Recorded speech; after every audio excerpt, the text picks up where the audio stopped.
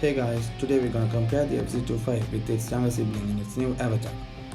Let's see what are the things that are common in both these motorcycles and what are the changes Yamaha has made to differentiate them from one another.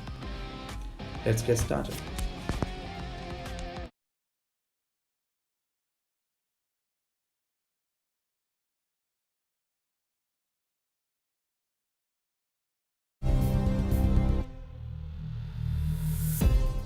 Both the bikes are built on a diamond frame chassis. The design of the FZ25 is clearly inspired from the FZ09, whereas FZ-S V3.0 is a mixture of FZ25, FZ16 version 1 and version 2. Both the bikes get an LED headlamp setup, but the one on the FZ-S is split. Moreover, the parking lamp stays halogen in both motorcycles. The headlamp of both bikes are small yet efficient, but the FZ25 has a slightly bigger face than what's seen on the FZ-S version 3.0.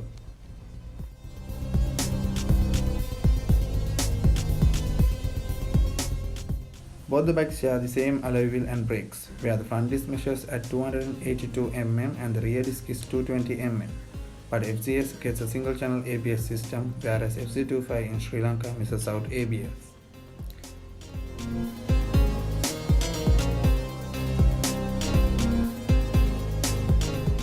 The fuel tank on the FZ-S is 12.8 liters, whereas FZ25 has a 14-liter fuel tank. And both these bikes get a fake air dent. But the one on the FZ25 is placed slightly lower, and the one in the FZ-S gets a chrome touch on it. Coming to the engine, the FZ-S is powered by a 149cc single-cylinder oil-cooled engine, producing 13.2 PS of power and 12.8 Nm of torque, with a fuel economy of 45 km per litre.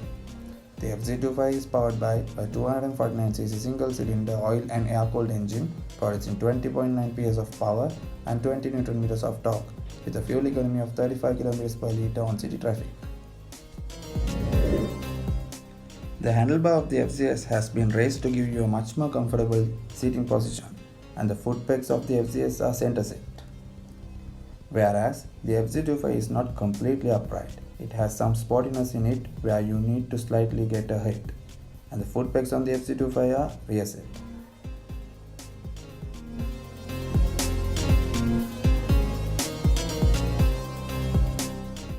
Both the bikes get this compact fully digitalized instrumental console, but the one on the FZ-S is negative. Both misses out the gear position indicator, but FZ25 shows you some additional details such as the real-time fuel economy and the average fuel economy.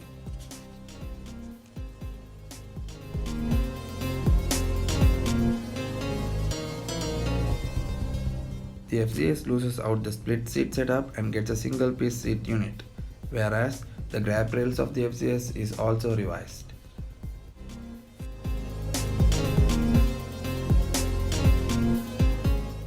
The muffler on the FZ-S version 3.0 will remind you of the muffler on the FZ-S version 1.0, and it sounds like this.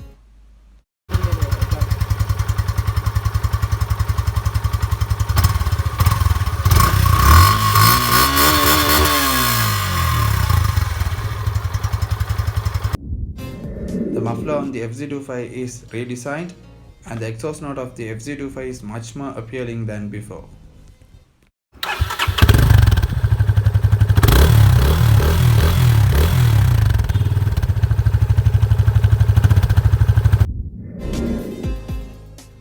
The indicators and the side mirrors are same on both the motorcycles. However, FZ-S version 3.0 misses out the LED tail lamp. The tire hugger on the FZ-S version 3 is nicely done and placed lower than before.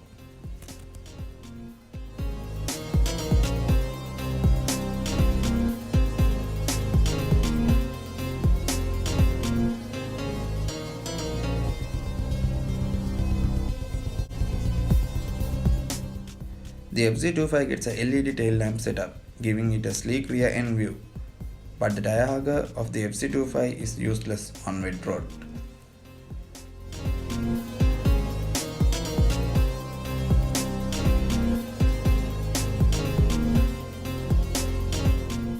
The FZ-S gets a plastic undercover, which makes the bike look much more attractive.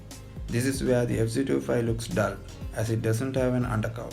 Yet, you have an option to install the undercowl from the FZ25, which would cost you around 4000 Lankan rupees.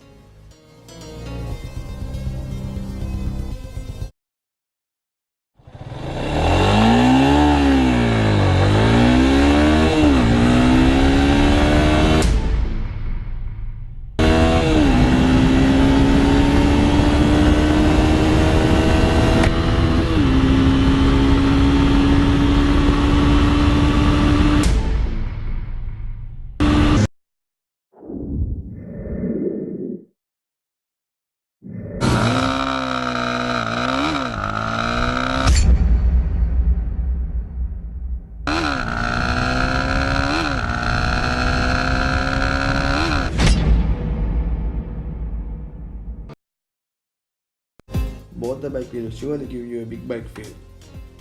But priced at 745,000, the FZ25 is kinda overpriced. The FZ-S is priced at 480,000 and the FZ is priced at 450,000. There is a price gap around 250,000 between the FZ25 and FZ-S. So if you need more power and a bike which is rare on road, go for the FZ25. If you don't care about the power yet you need a more stylish and a fresh bike, go for the FZ-S.